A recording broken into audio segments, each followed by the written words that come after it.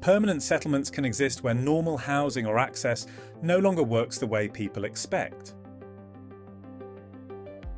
Residents have to reshape one basic part of life just to keep the place usable.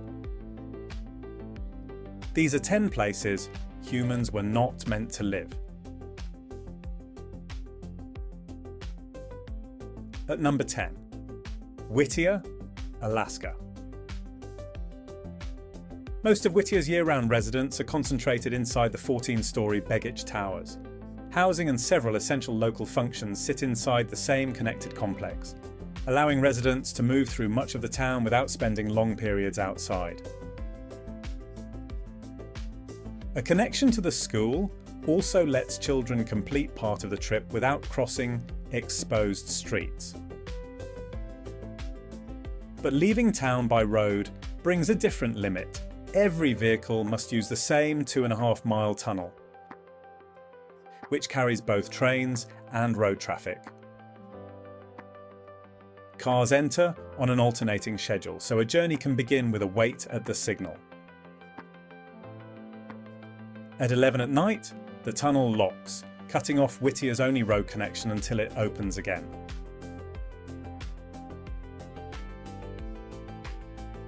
At number 9, Migingo Island, Lake Victoria. Migingo is a rock of roughly a quarter hectare, almost completely covered by corrugated buildings. Fishers unload and trade Nile, perch along the same narrow waterfront where many of them stay. The settlement has almost no open ground. Boats crowd the landing, while the gaps between buildings carry nearly every movement across the island.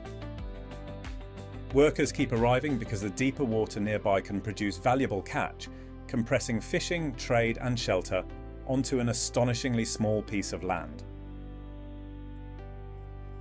Kenya and Uganda moved in 2025 towards joint fishing licenses for the surrounding waters. That change reaches beyond the crowded rock because the right to work depends on access to the water around it. At number 8, Aogashima, Japan. Aogashima is a volcanic island village with no natural harbour. Residents connect to the wider transport network through Hachijojima using either a ferry or a helicopter with limited seats. There is no direct route from Tokyo.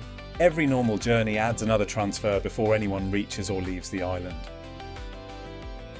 High waves can cancel the ferry and remove the main connection with little warning. When that happens, the helicopter becomes the scarce remaining option.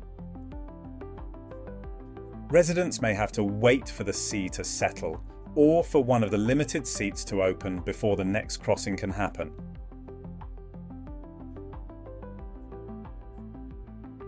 At number 7, Coober, Pedy, Australia.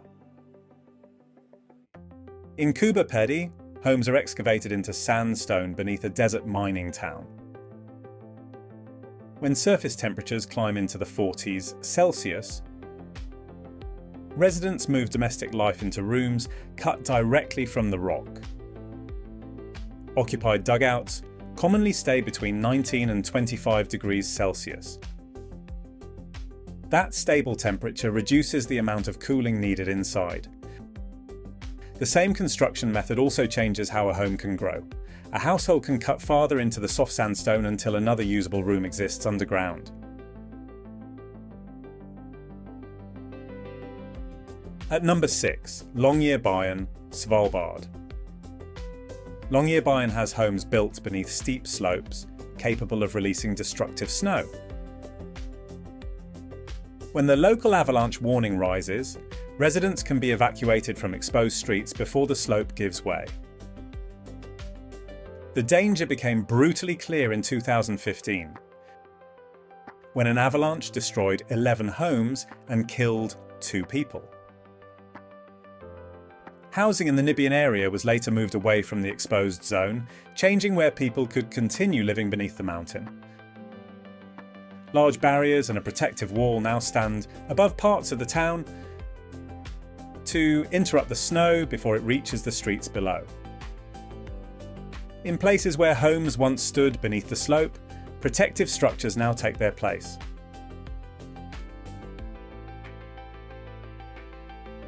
At number 5, Makoko, Lagos. Makoko grew above the Lagos lagoon with homes standing on timber stilts and families moving between them by canoe.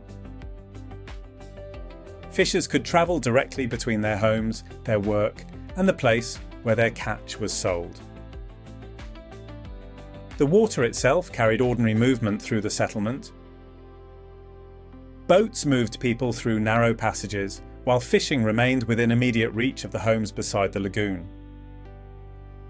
From late 2025 into 2026, demolitions removed large sections of housing and displaced thousands of residents.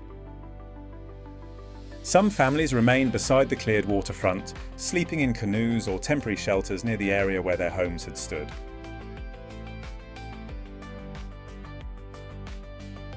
In 4th place, Neft Dashlar, Azerbaijan. Neft Dashlar is an industrial settlement of platforms and roads standing in the Caspian Sea. Oil workers stay offshore in shifts, crossing trestles between their living quarters and the active production areas. The field lies roughly 40 kilometers from the nearest coast. A worker's route remains above open water, with housing and oil wells sharing the same offshore network. More than 7 decades after production began, crews still maintain and operate parts of the field. One crew leaves, another arrives, and the offshore network keeps operating at sea.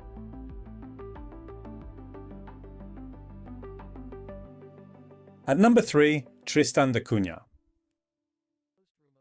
Tristan da Cunha is a South Atlantic settlement with no airport. Residents normally depend on visiting ships for travel, major supplies, and serious medical evacuation. Even when a ship reaches the island, movement still depends on weather and the limited landing arrangements. People and cargo must transfer between ship and shore, and rough water can decide when that movement is possible. In May 2026, an urgent medical response required medics and oxygen to be parachuted onto the island. It was the settlement's first emergency medical airdrop. In 2nd place, Oymyakon, Russia. Oymyakon recorded -67.7 degrees Celsius, the lowest official temperature measured in a permanently inhabited place. At that level of cold, ordinary vehicles and plumbing stop behaving like reliable parts of daily life. Many homes use outdoor toilets because pipes can freeze. Drivers often keep engines running because a vehicle left to cool completely may become difficult to restart. The village's winter connection to Yakutsk also depends on a road trip that can take roughly 2 days. An engine may stay running through a stop and continue through the night because turning it off risks losing the only practical way to move.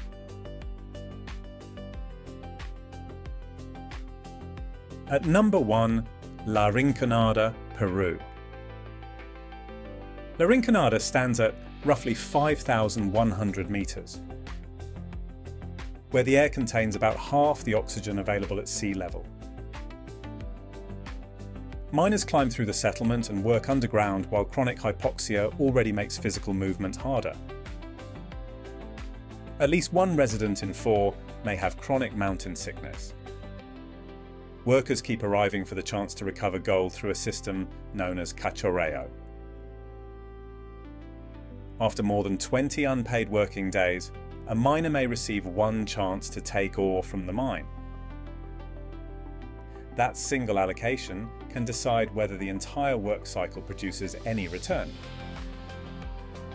The ore may contain valuable gold, but it can also yield almost nothing. More than 20 days of labour can end with one uncertain load of rock. In places like these, The arrangement that makes settlement possible never becomes permanent on its own. Residents keep repairing, rebuilding, or maintaining the systems that allow the place to remain usable. If you want more countdown stories about the world's most extreme inhabited places, subscribe so you don't miss the next one.